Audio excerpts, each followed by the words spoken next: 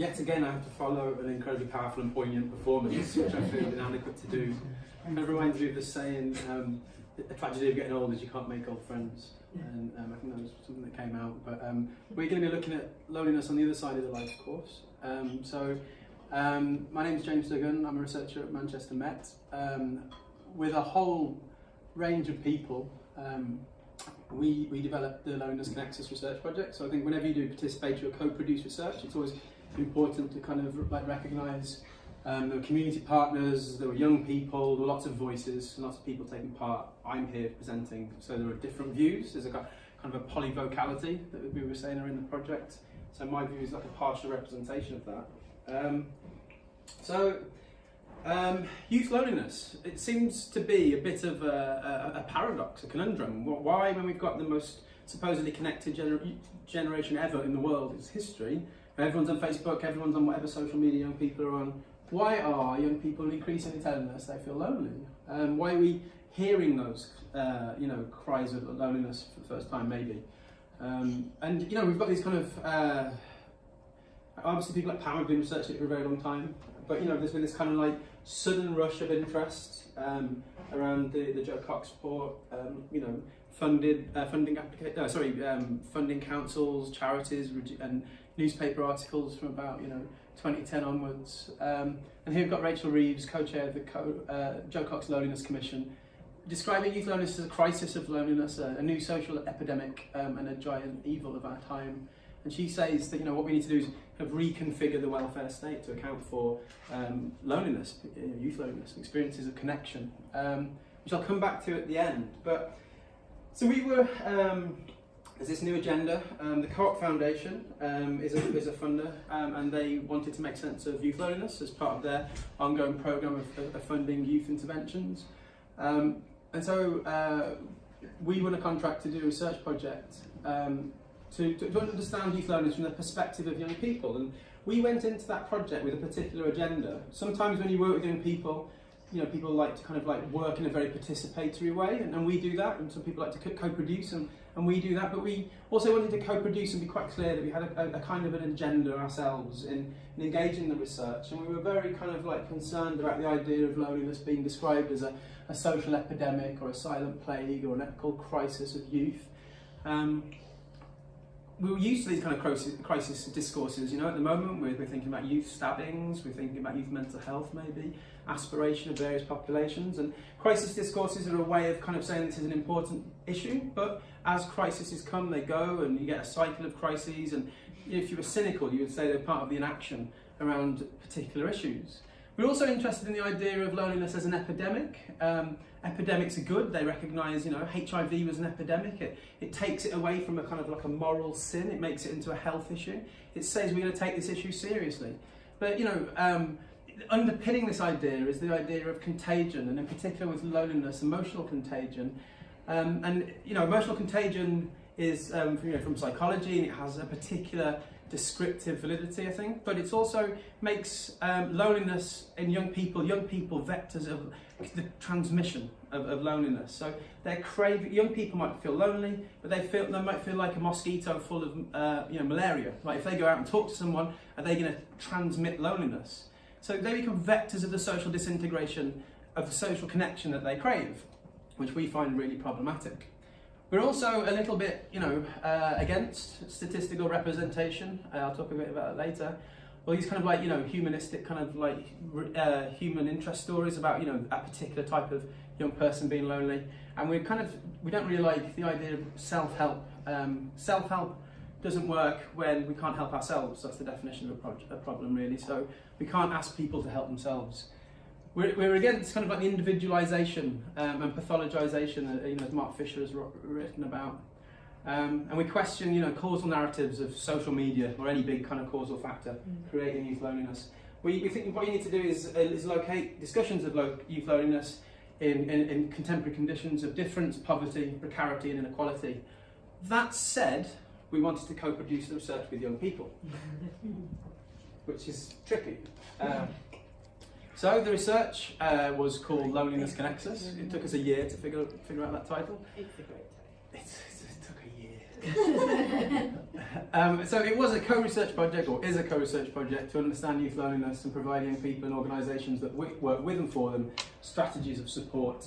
We work with 42nd Street, mental health and wellbeing organisation in Manchester. They would provide young people and give them pastoral support as they had difficult conversations. In total, we work with about 200 youth participants, and the conversation grows. The research went through 4 phases. We developed a co-research group.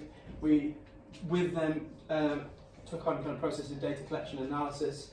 We developed an immersive theatre piece. I'll talk about this. We went on a tour to contextualise and broaden the conversations in places like Rhyl, Great Yarmouth, Glasgow, and Ballymena. And then we developed a legacy project on fear of missing out. So what we did when we started, this was a participatory project, and some of the times when you work with young people and you say, would you like to do some research, and their experience of research is doing, or being on the other end of research is, questionnaires or market research, and their thing was like, yeah, we want to do a survey, and we said, well, you can't, very, very participatory process.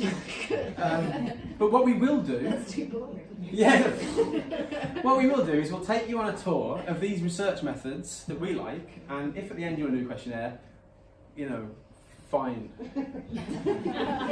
So we did community philosophy with them, we explored research and ethics, we made things, we made robots, we knitted, we did immersive theatre, we had discussions, we discussed research, we discussed quotes, we used ludic, playful approaches to doing research, played games, made collages, we listened to music together, watched films or watched trailers of films.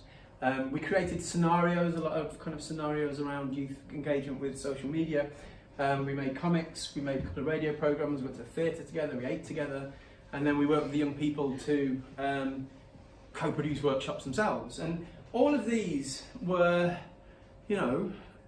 between friends, I know it's been filmed, but, these weren't like rigorous and robust, sort of like 1 year long kind of like interviews on the same topic. We weren't aiming for that. What we were trying to do is think about what kinds of encounters create new ways of eventfully understanding what loneliness might be. Different ways of understanding what feelings might be around loneliness, different kind of spectrums. I won't go into this bit, but anyway, but what we're trying to do is encourage people to think about loneliness in different ways. Think about loneliness as it connects to music, as it connects to outside. Think about it not just in a kind of like sit someone down in a room and say, tell us the last time you felt loneliness. And I think it worked in some ways, One of the things that we did, which is a relatively standard kind of like process, is after the data collection phase, or the initial kind of like orientation phase, which had a bit of data collection in it, we asked the young people to identify a co-research agenda for youth loneliness. The research itself had a mapping kind of like responsibility for the funder. And so I won't go through all these, but if you have any questions, but some of the things that they were interested in further research on was, being 13, those awkward first transitions, being new in a place, being different or queer, online spaces and connection. Not saying that necessarily, social media notifications were great, but also thinking about more positive roles of the internet and digitally augmented selves. They're interested about asking for help and offering connection. And then kind of the things that we were not pushing, but encouraging, was things around like the politics of this, is understanding that growing up now is growing up amongst conditions of precarity, poverty and inequality.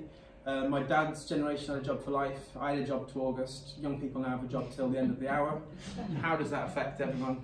We're also thinking about, new forms of solidarity, belonging and friendship. We think it's important not to just focus on loneliness as a deficit, or a problem necessarily, but something we can move towards. And increasingly through the process, we came to find issues around like trauma, shame and silence really quite significant in discussions and experiences in and out of youth loneliness. So we collected a lot of data, and one of the things that we did is we worked with a young cartoonist to kind of make it into comics. So it's kind of like more sort of like easily communicable, understood by young people.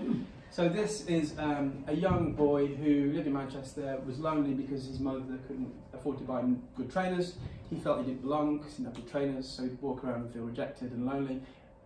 Complex feelings that he liked his mother. So it's really kind of like, difficult situation. This is a thing about getting ready online. You know, social media kind of creates a box that you have to fill about your life, and we'd hear stories of young women who'd get changed, you know, dress up in ways that young women, I'm guessing, and men have done for years, but they would like have nowhere to go, but then also make it not that they're just playfully dressing up together, but they're going out. So there's a lot going on there. But also, what was interesting about this story is this young woman had an offer to go out, but she didn't want to go out with those people, so she ended up sitting at home, you know, with makeup on. So, you know, lots of different things, but also, you know, we can't expect lonely people to do the right thing. You know, the right thing by going to connect, going to the park, going wherever.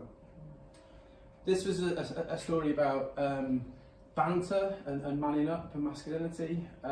This guy on the left, the anonymised name is Mark, but he really liked banter and kind of like making fun of people. You know, I'm quite fond of it as well. We had quite an interesting relationship around that. But he would always say, you know, he had like a very fragile relationship with you know, insulting people. This is called I'm a northern cripple, he's a southern fairy. So he had the reason why he was disabled, and the reason why he wasn't like a bad person, had a lot of like alt-right views, always saying, I don't know why I can't say something. But he had a gay friend, but they also had this really weird relationship, and it was about banter. There was both joyous and joyful, but also kind of, you know, fractious and difficult. This was a young woman, and she had quite a problematic past, kind of a ambivalent relationship with her family, and one of her coping strategies was to go and walk around a park. I know in the park it's not a safe park, but she kind of like felt like she belonged there. And then she'd go home and she'd write like haiku or poetry or something on an internet forum blog type thing. One of the things we see a lot about social media about youth loneliness is, you know, a lonely young person with a phone, but they're never thinking about who's on the other end of the phone, where they are, what that connections are about. Again, not to say that it's positive or negative really. So we did all this research, and this is what I'm thinking more about at the moment. And so, you know, as an academic, we have to think about research impact. We have a kind of a moral imperative to communicate the voices that we you know, people take time to lend us. And we wanted to kind of like, you know, contribute to this not newly forming, but you know, ongoing conversation around youth loneliness. And there's lots of people who help you do this in some ways. And one of the things, we had a meeting with a kind of a PR expert, and this guy didn't understand we were a qualitative study, you know, and he was, you know, what's your statistic? That was his first question. We were like, no, we're a qualitative study, you know. What's your statistic though? And we went through that for about half an hour, and then the whole research had come from another statistic, and we were kind of like doing the human side of that, the qualitative side of that. One way of thinking about qualitative research, and then we said, well, what about that? And there's lots of statistics. I mean, you know, it's not like, you know, statistics aren't making friends with people. If they were, we wouldn't have such a problem. But, you know, what this was kind of his thing. Is like, I can't remember, actually this should be kind of like broken up a bit more, but it's like, that's that study statistic, you need a new one. What's your statistic? And then someone said, you know, you think 1 in 3 young people are lonely, but actually it's much worse than that. So we've got like a sequel, you know, it's like 1 in 3 is back and it's worse than ever, you know? And we wanted to take a step on this, because we just think like, if you keep on like ramping everything up, then you'd be like, okay, so youth loneliness is 1 in 3, but knife crime is like 1 in 200,000, that's death. And, you know, we just kind of think like, we need to kind of like take a breath on these things. So this is patience, and like patience is wonderful. Like, if you ever have a project, get patience involved, because she just sit there and just give you like, you know, the pure truth. You know, she's like, we had a music session and she brought in like this soundtrack, and she said, and we were like, why did you brought this? And she said like, the oboe feels lonely. It's amazing. What patience. And then so this is what she said. So she said, loneliness means something different to everyone because everyone experiences things differently. But I don't think that people should be afraid of loneliness. All your emotions are important. If you're lonely, it means you're missing out on something. You need that social connection. No one's going to argue with that. So we were like, everyone loves this. Our funder did a report, and it was called All Our Emotions Are Important, because it felt too didactic to say your emotions are important. And in this you can see, you know, the kind of like, the eyes, the kind of like demystifying and wise eye of the self-help genre, right? It's, you know, it's I and you. You need to learn what I know. So she's great, she's a young person though, right? So this is, you know, but also percolating in the background is there are ideas from psychology that we were interested in kind of like, you know, questioning, or, you know, however you want to think about that. But it's also, it's too easy. It's too easy. You know, what you need to do is connect. Go on then. So it's like this self-help genre, you know? Do 1 in 5 social connections a day. Why are you lonely? And this feeds into, like, you know, a broader climate of young people being told to be resilient, have bounce back ability, as though they're tennis balls. And we don't think that.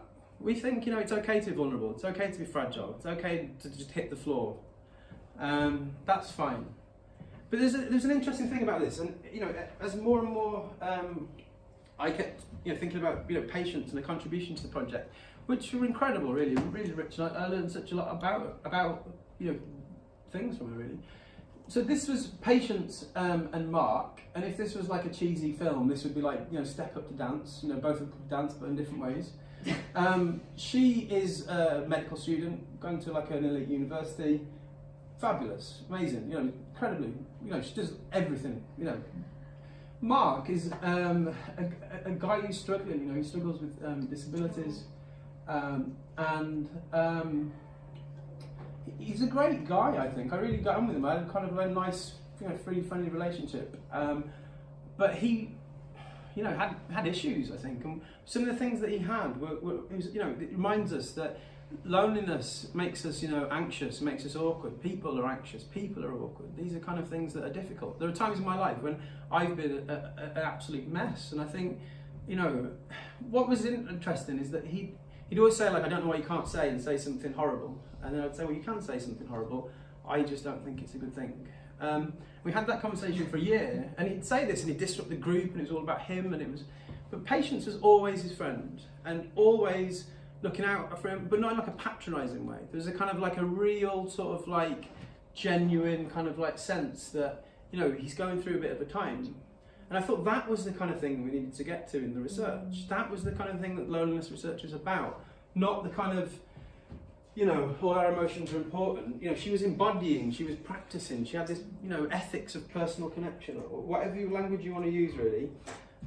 And that was really important, because but the other thing is, it asks an obligation of us in return. It asks us, you know, not just to speak out and talk and connect, but to listen and be okay with difference.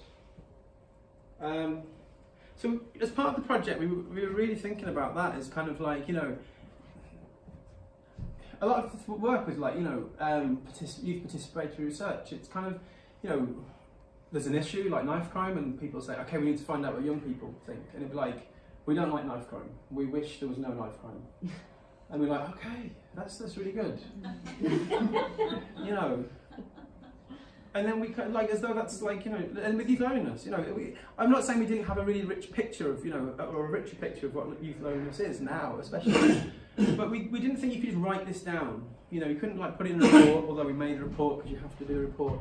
And so what we thought we'd do is we'd create an immersive theatre performance. Work with 2 great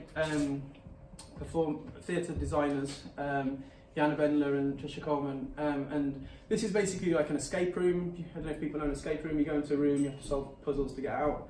So you go into the room, solve all the puzzles. I'm going to ruin it for you. She went missing because she's lonely. If you ever do this, just pretend not to know the answer. But, you know, she doesn't look like a lonely person.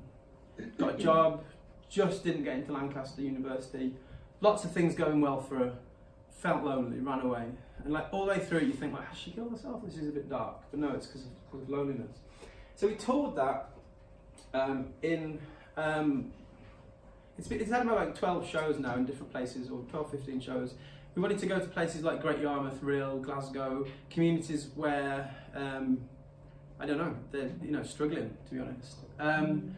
And it was that encounter with that experience. You know, we tried kind of having conversations. We had lots of different types of conversations with young people, and sometimes if we just sat down and said, what do you think about loneliness? It'd be like, well, I'm not lonely.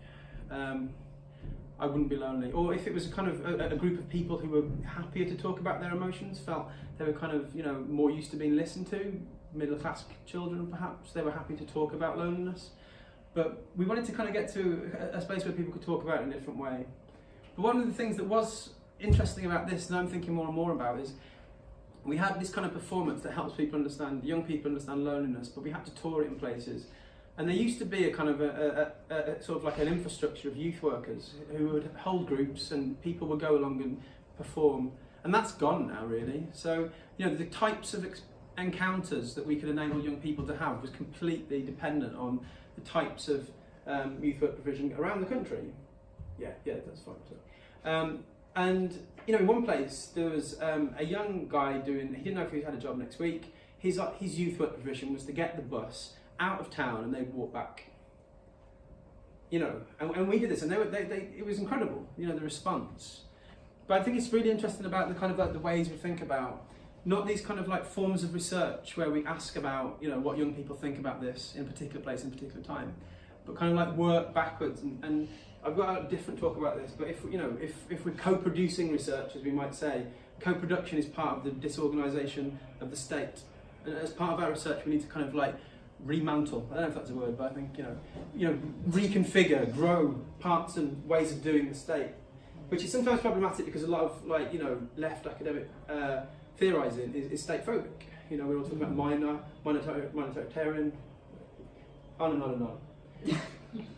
So what we wanted to do really is we worked with we did youth social research. We wanted to go to youth co-research. We wanted to go to youth social action, because that's what you do. You know, those are the kind of like things of doing things. And so we worked with a group of young people who were founding a youth assembly. So it's a local representative structure, democratic structure of young people. And we've done other research that basically shows that these places of formal participation are quite constrained. They're quite problematic. They're apolitical of all things. You know, you have a youth democratic structure and they don't really talk about politics.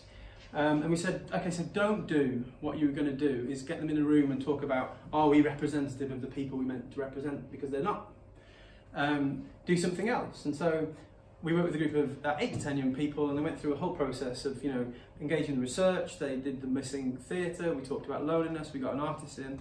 And what we wanted to do is go from the recommendations of the report, which is, you know, let's be nicer, let's have a welfare state, let's have cultural democracy, to kind of like focus on one particular thing, and that was kind of like anxiety around social media. And so fear of missing out is a big thing, apparently. So, you know, we always think we should be on a beach in Melbourne, and very few of us are. And what we wanted to kind of think about is, what's the joy of missing out? What are more joyful encounters?